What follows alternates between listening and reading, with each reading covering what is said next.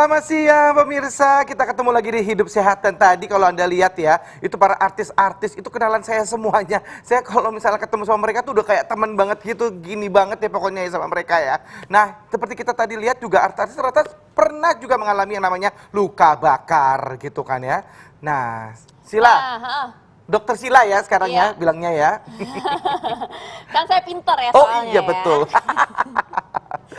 Nah ini mungkin pemirsa nih pada pengen tahu nih gimana sih caranya kalau misalnya pemirsa nih kena luka bakar di rumah. Dan apalagi sekarang kita udah mulai WFH lagi ya. Mungkin pemirsa nih jadinya banyak kegiatan-kegiatan aktivitas yang biasanya kita kerjakan di luar, tapi sekarang ini kita biasa untuk melakukan di rumah. Contohnya adalah memasak. Nah bener, itu bener banget. Itu kadang-kadang tuh istriku tuh ya kalau lagi masak tuh kena yang namanya apa, cipratan-cipratan minyak gitu kan ya.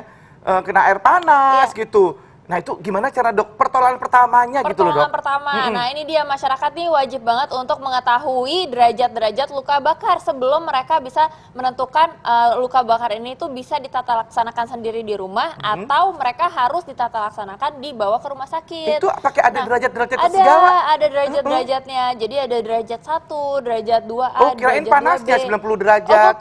Bukan. Jadi pokoknya kalau panas ya udah pasti bisa menyebabkan luka bakar gitu kan ya. Jadi ada luka bakar yang dari listrik, ada juga luka bakar yang dari air. Ini contohnya yang pengen kita peragakan adalah luka bakar yang dari minyak ya Kak Bekti. Dari minyak ya, oke. Nah ini misalnya nih tangannya Kak Bekti. Aduh dok, ini kena bakar, ini kena minyak dok. Tolong dok. Ini biasanya kalau misalnya luka bakar yang derajat 1, ini yang bisa ditata laksanakan sendiri di rumah itu pastinya kalau misalnya kita lihat dari persentasenya ini biasanya di bawah 5% kalau misalnya di tangan. Jadi 5%. ada rule of 9. Jadi rule of 9 ini kayak tangan ini adalah 9%. Terus udah gitu kalau satu ini 9%. Terus dada 9%, perut 9%, kaki 9% masing-masing. Jadi ini kalau misalnya ditotalkan 9% ini dan 1% di daerah genital itu totalnya jadinya 100%. Nah, pokoknya kalau misalnya udah di atas 15% itu wajib untuk langsung dibawa ke rumah sakit. Tidak boleh ditata laksanakan di rumah. Nah, kalau kayak cuman kecil doang gitu dok, ya berarti 9% ya. Di tangan aja nih gitu kena luka bakarnya. Misalnya sedikit aja nih di tangan ya. Ini kita sebenarnya ceritanya ini adalah air dari wastafel ya Kak Bekti ya. Ini pokoknya harus air mengalir. Dan harus air mengalir? Sebenarnya harusnya kalau bisa tuh NaCl. Cuma kan kalau di rumah kan mungkin nggak ada NaCl, jadi kita pakai air mengalir aja. Di tempat lukanya persis. Kan banyak ceritanya. Ini supaya apa sih dok? Ini soalnya supaya untuk menghilangkan efek dari panasnya itu.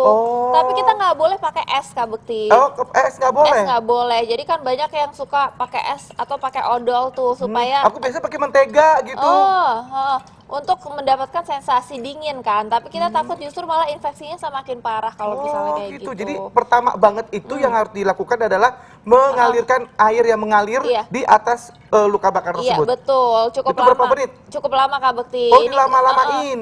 Bukan dilama-lamain, tapi memang agak lama. Wajibnya itu sekitar sampai 20 menit. Oh sampai 20 menit dan sampai mungkin merasa nyaman mungkin sampai dari merasa supaya nyaman. Nggak terasa si Pokoknya panasnya. minimal 20 menit, ini namanya proses irigasi Kak Bekti. Proses irigasi? Apa jadi itu memang maksudnya? harus 20 menit. Ini seandainya misalnya memang sudah 20 menit ya ini ya Kak Bekti ya. Nah udah, terus udah gitu apa yang dirasain nih biasanya kita pemirsa mungkin ngerasa lebih nyaman. Yang tadinya itu rasanya perih mungkin rasa lebih nyaman. Nah kalau misalnya belum merasa lebih nyaman, ini boleh diulang lagi nih. Pokoknya diulang setiap 3 jam. Setiap 3 jam? Setiap 3 jam. Tapi untuk yang misalnya kita tahu memang dia kecil kan porsinya ini kecil gitu, jadi bisa ditata laksanakan sendiri di rumah. Tapi wajib kalau misalnya udah sampai yang ada namanya bula atau misalnya kayak benjolan, melepuh gitu ya. Itu namanya bula? Namanya bula gitu. Nah ini itu harus ditata laksanakannya secara berbeda, tapi tetap pertama harus diirigasi dulu. Setelah dikasih air lagi tetap seperti tadi. Tetap diirigasi dulu, tapi kalau misalnya bulanya ini banyak dan memang sampai perih, sampai ada perdarahan, itu nanti kita tata laksananya beda lagi. Dan itu wajib dibawa ke rumah sakit. Ceritanya ini belum bulanya tuh belum nongol nih misalnya. Belum nongol, baru merah-merah aja gitu ya. Jadi tapi pasti ada rasa nyeri kan di situ kan. Nah, rasa nyerinya itu bisa ditata laksanakan dengan contohnya minum NSAID gitu. Jadi apa itu NSAID? NSAID itu non steroid anti inflammatory drug. Oh, Artinya adalah obat-obatan non steroid yang bisa menghilangkan nyeri. Nah, ini misalnya dari dijual bebas gitu, Dok? Iya, dijual bebas Apa seperti aja tuh, Dok? ibuprofen ataupun aspirin. Ini contohnya Kak Bekti minum 1 tablet ibuprofen. Itu biasanya mampu untuk menghilangkan rasa nyerinya. Lalu setelah itu lanjut lagi ke tangannya ya. Iya. Biasanya tangannya itu kalau misal sudah kita debridement namanya ya. Apa tuh? Setelah kita irigasi, Ya. kita debridement itu. Itu kita lakukan jadi namanya dipakai kasa halus. Terus kita tutup bagian lukanya. Pakai kasa halus ya? Pakai kasa. Kalau nggak punya kasa halus, pakai kain boleh, Dok? Dianjurkannya pakai kasa halus yang kasa steril supaya kasa tidak steril, menyebabkan benar. iritasi lebih lanjut. Oh, gitu. Jadi kalau nggak punya di rumah itu apa, Dok? Pakainya berarti harus cari di luar dulu berarti gitu ya? Kan masih ada waktu untuk diirigasi. Makanya irigasi itu jadi paling tidak kita juga harus siapin di rumah kali ya. Untuk ini hal-hal basic lah ya, gitu kan nih misalnya P3K ditutup itu. P3K betul. Nah, terus nanti kalau ada plester, ini tinggal di plester aja Ya, bagian ini dipasang sininya. aja gitu. Nggak dikasih obat-obatan apa gitu? Nah, sebenarnya ini bisa dikasih obat-obatan nih ya. Misalnya udah ada waktu untuk beli obat. Karena jarang yang udah ada sedia misalnya salep Ya. untuk luka bakar ataupun salep antibiotik. Gitu. Jadi itu bisa dipakai. Biasanya dia dijual bebas. Oh, dijual Salep-salep bebas. seperti ini. Jadi sudah ditutup supaya nggak kotor ya Kak Bekti ya. Terus tergantung dari apa yang dirasakan aja. Misalnya nih kita ambil contoh yang sudah ada bulanya ya. Ya, Tadi ya. kan ini kan yang masih derajat belum. 1 yang memang belum ada bula. Ini derajat 2A ya Oke. dan udah ada bulanya gitu. Tapi Sudah masih ada kecil, melepuhnya gitu sudah ya? ada melepuhnya. Nah, kita masih tetap seperti awal, maaf ya Kak Bekti. Air, Ini oke, kita air mengalir. irigasi lagi dengan air mengalir selama 20 menit. Oke, udah ceritanya. Terus abis Anggap itu? aja udah. Terus setelah itu kita lakukan yang namanya langsung harus kita kasih krim antibiotik. Karena kasih krim antibiotik tuh di atasnya, Di atasnya, bulat tersebut. Di atasnya bulat tersebut. Baru kita tutup lagi dengan ini. Nah, seperti itu. Jadi Nah, ini sebelum kita ke dokter sebelum nih ya, kita ini ke adalah dokter. pertolongan pertama pada Dan ini kecelakaan. Dan ingat, kalau misalnya sudah lebih dari 15%, Ya. ini wajib untuk segera diatasi ke dokter. Tapi kalau misalnya kita lihat itu masih kecil-kecil, ya nggak apa-apa lah. Dan satu lagi nih Kak Bekti, kan biasanya kalau misalnya luka-luka gini, janganlah kita langsung beraktivitas. Cobalah untuk kita istirahat dulu gitu, dan istirahat dulu. Selain kita istirahat dulu nih, kita wajib banget untuk naruh si luka bakarnya ini di atas. Jadi di di atas. atas, jadi jangan di bawah jantung lokasinya, supaya tidak terjadi misalnya nih sampai kayak bulanya itu melepuh dan sampai jadi mengalir darah gitu kan.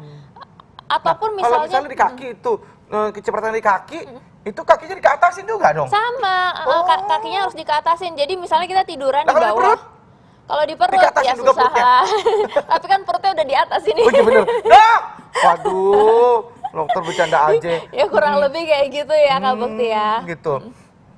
Iya, jadi buat orang-orang di rumah ya, untuk masyarakat, pokoknya jangan panik karena memang luka bakar ringan itu bisa diatasi sendiri. Tapi tadi seperti yang sudah Kak Bekti mention juga, banyak yang dikasih mentega, banyak Iya. yang dikasih odol. Nah ini jangan ya, ini haram ya. Ya, baik. Jadi yang kasih mentega itu hanya roti ya. Betul. Kulit jangan.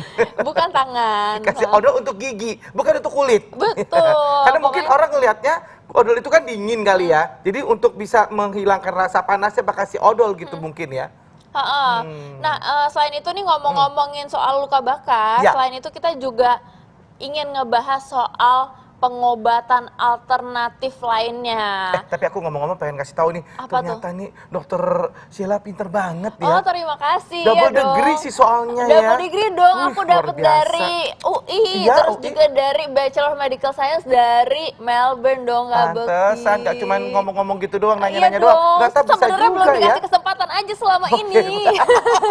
Baiklah kalau begitu, pemirsa sebentar lagi kita akan membahas seputar herbal, pengobatan herbal Iya. ya. Nah, semua macam pengobatan herbal akan kita bahas bersama-sama di sini ya.